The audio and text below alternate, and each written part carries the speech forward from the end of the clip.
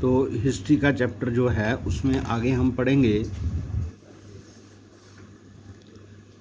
In Victorian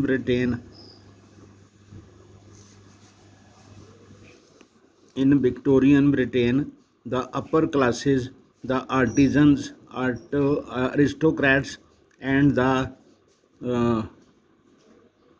bourgeois preferred things produced by hand। तो जो उनके लिए जो चीज़ें थी सारी हाथ से बनती थी। Hand made products came to symbolise refinement and class. तो हाथ से बनी हुई चीज़ें थी उनकी क्लास उनकी वो दिखाती थी, यानी कि उनके लिए वो स्टैंडर्ड की चीज़ें थी। दे वर बेटर फिनिश्ड, वो बढ़िया तरीके से बनाई हुई होती थी। इंडिविजुअली प्रोड्यूस्ड, खुद बनाई होती थी। एंड केयरफुली डिज़ाइंड, उनको बहुत ध्यान से डिज़ाइन किया जाता था। Machine made goods were for export to colonies.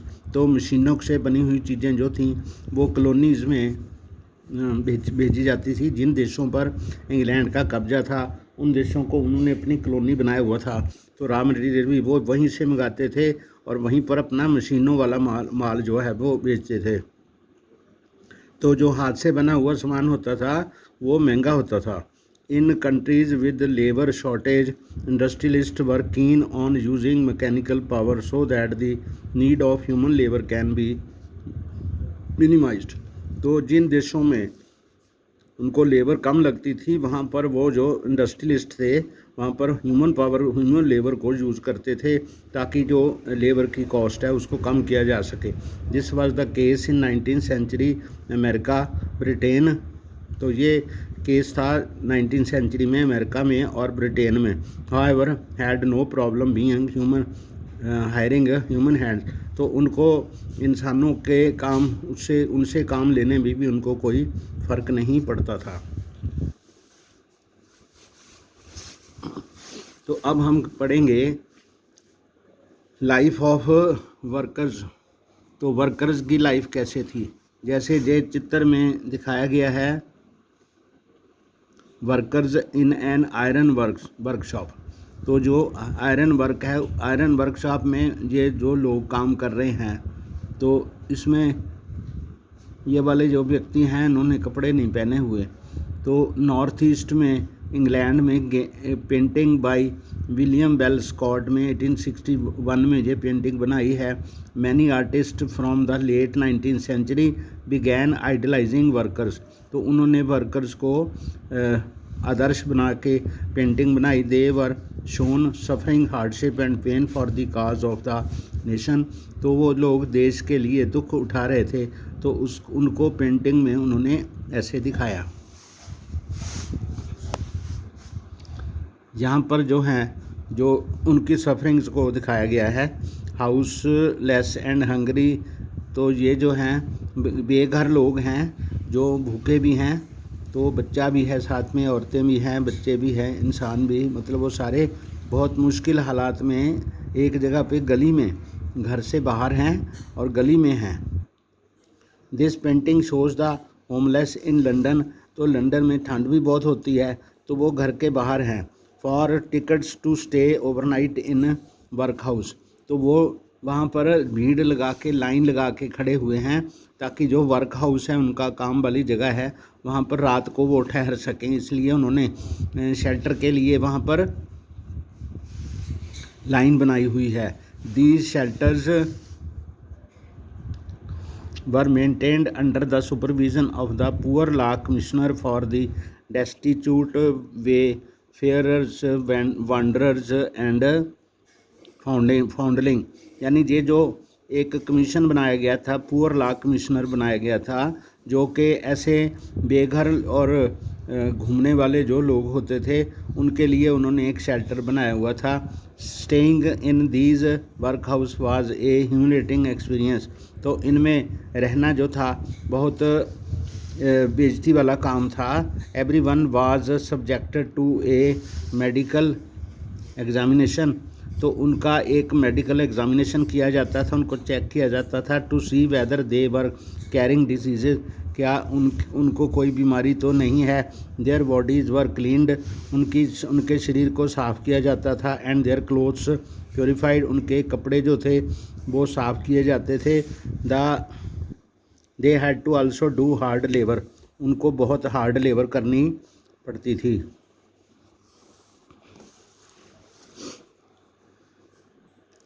The abundance of labour in market affected the lives of workers, तो वहाँ पर बहुत ज़्यादा लेबर करनी पड़ती थी उनको, इसलिए उनका जो जीवन था वर्कर्स का वो बहुत ज़्यादा प्रभावित था। As news of possible jobs travel to the country side, जैसे ही नौकरियों की बात जो थी वो गाँव में देहात में पहुँचती थी, हंड्रेड्स ट्रैम्प्ड टू द सिटीज़, तो बहुत सारे लोग जो थे, सैकड़ों लोग जो थे शहरों में आते थे।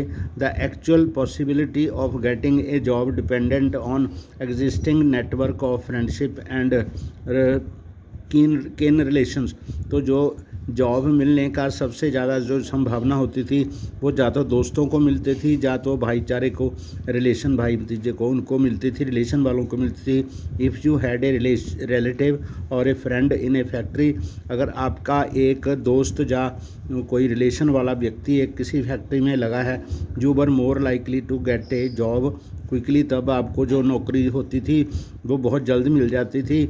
But not every one had social connection, तो सामाजिक भाईचारे में हर एक का कनेक्शन, वहाँ पर ऐसा कोई व्यक्ति उनका नहीं होता था जो किसी फैक्ट्री में काम करता हो, तो ऐसे लोगों के लिए जॉब मिलना बहुत मुश्किल होता था। Many job seekers had to wait weeks, तो उनको बहुत हफ्तों इंतज़ार करना पड़ता था जॉब के लिए। स्पेंडिंग नाइट्स अंडर ब्रिजेस, और इन यहाँ पर उनको पुलों के नीचे रहना पड़ता था और इन नाइट शेल्टर्स, जैसा मैंने यहाँ पर बताया है।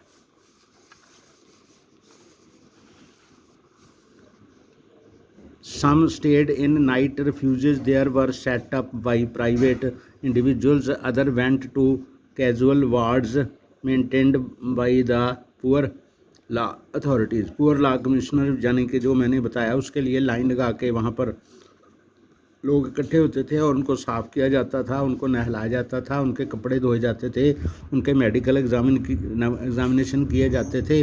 तो प्राइवेट लोगों के भी शेल्टर थे और जो सरकारी होते थे वहाँ पर भी शेल्टर थे, वहाँ पर उनको बहुत ज़्यादा बेइज्जती का सामना करना पड़ता था।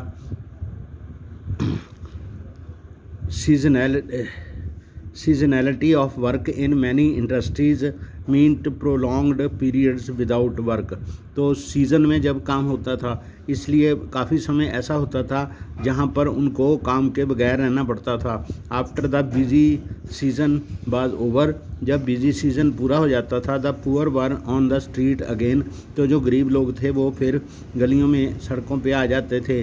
सम return to the country side after the winter, तो सर्दियों के काम के बाद कुछ लोग गाँव में वापस चले जाते थे। When the demand for labour in the rural areas opened up in places, जब गाँवों में जॉब की जो पोजीशन थी वो बढ़ गई, वहाँ पर छोटे छोटे जगहों पर काम शुरू हो गया। But most looked for odd jobs, तो बहुत सारे लोग जो थे ख़ास जॉब्स को ढूंढते थे। Which till the mid 19th century but difficult to find, वो वाली जॉब्स जो थी ज़्यादा पैसे वाली, वो जॉब्स तब तक मिलनी मुश्किल थी। ये जो है पिक्चर है ये स्पिनिंग जेनी है। ये स्पिनिंग जेनी जो है एक टाइम पे बहुत सारे स्पिंडल्स को घुमा सकती थी, तो ये 1835 में T.E. निकलसन ने पिक्चर बनाई है।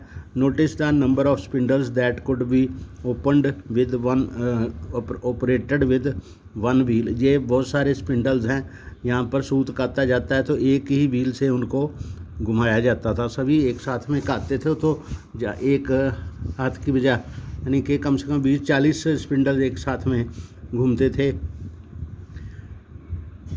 Wages increase somewhat in the early 19th century, तो 19th सेंचुरी के शुरू में थोड़ी सी मजदूरी बढ़ गई।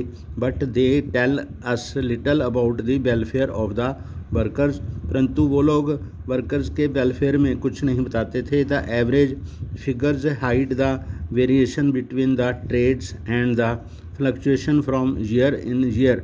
तो जो उनमें अंतर आता था उनकी वेजेस में और व्यापार में जो अंतर आता था वो उनको नहीं बताते थे। For instance when prices rose sharply during the prolonged Napoleonic वार,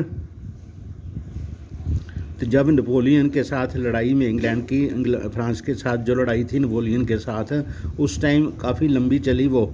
उस टाइम जब प्राइसेस बढ़ गए, war, the real value of what the workers earned fell significantly. तो जो पैसे वो लेबर वाले कमाते थे वो उनमें बहुत ज़्यादा कमी आ गई। Since the same wages could now by fewer things, तो वही पैसे अब वहाँ पर थोड़ी चीज़ें खरीद सकते थे। महंगाई हो गई। More over the income of workers depended not on the wage rate alone. तो उनकी जो इनकम होती थी वो सिर्फ वेज जितनी मजदूरी के हिसाब से नहीं होती थी, but was also critical was period of employment. तो वहाँ पर मजदूरी मिलना, जो बेरोज़गारी थी, रोज़गार का भी वहाँ पर उसका था। The number of days of work determined the average daily income of the workers. तो उनको कितने दिन काम मिलेगा इस बात से भी उनकी जो मजदूरी होती थी वो निर्भर करती थी। At the best of time till the mid 19th century के मतलब 19वीं शताब्दी के मध्य में about 10% of the urban population were extremely poor. तो शहरों के रहने वाले जो 10% लोग थे वो बहुत ही ज़्यादा गरीब थे। In period of economic slump like the 1830s the proportion of unemployed went up to anything between 35 to 75% in different regions। तो जब 1830 में जब स्लम्प आया, बहुत डाउनफॉल आ गया, इकोनॉमिक डाउनफॉल आ गया, तो उस टाइम जो गरीबों की संख्या जो थी 35 से 75% तक हो गई। The fear of unemployment made workers hostile to the introduction of new technology. तो जब ये स्पिनिंग यानी ये वाली जो मैंने फ़ोटो आपको बताई है ये वाली, तो जब ये आया तो उस टाइम मजदूरी मिलनी उनको मुश्किल हो गई, तो उसमें बेरोज़गारी का डर छा गया सभी को।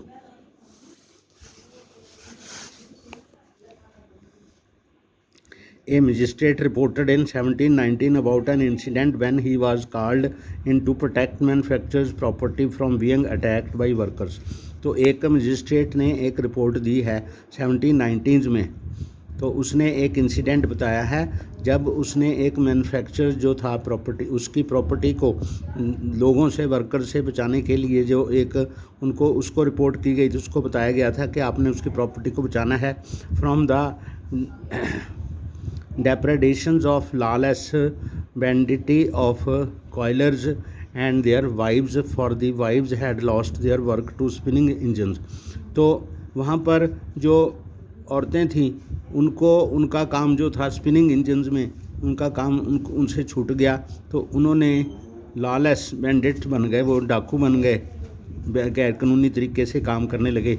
दे advanced at first with much insolence knowing their intention of cutting to pieces the machines lately। उन्होंने क्या किया, मशीनों को पीसेस में काट दिया ज़बरदस्ती। It introduced in the woollen manufacture ने वहाँ पर मशीनें लगाई थी, तो उनका काम बंद हो गया, इसलिए उन्होंने मशीनों को तोड़ दिया। Which they suppose if generally adopted will lessen the demand for manual labour. तो उनको लगता था कि अगर मशीनें ज़्यादा लगाई जाएंगी तो उनका जो हाथ से काम करने का जो उनकी डिमांड है कम हो जाएगी। The women became clamorous, the men were more open to convictions and after some expostulation were introduced to desist from their purpose and return peacefully home. तो जब वो शांत हो गए तब वो घर वापस चले गए। तो J.I. Hammond and B. Hammond, the skilled laborer 1760-80 through quoted in Maxine Bench the age of manufacturers। तो उस समय मैन्युफैक्चर जो थे वो ज़बरदस्ती उनके साथ सारा काम करते थे, उनकी जो हालत थी वो बहुत ही ज़्यादा पुअर थी। ये जो वर्ड है, look at the figure 3.7 and 11 then reread source B explain why many workers were opposed to the use of spinning jenny. तो बहुत सारे वर्कर जो थे, क्योंकि स्पिनिंग जेनी से एक साथ में कई स्पिंडल चलाए जा सकते थे, तो यहाँ पर 20 अगर ये स्पिंडल है तो एक व्यक्ति 20 स्पिंडल्स को चलाता है। तो पहले जो होता था एक स्पिंडल को एक व्यक्ति चलाता था, तो उसमें 19 वर्कर्स की कमी हो गई। तो वर्कर्स की कमी होगी तो उनको गुस्सा आएगा, उन्होंने ये मशीन नहीं तोड़ी। ओके।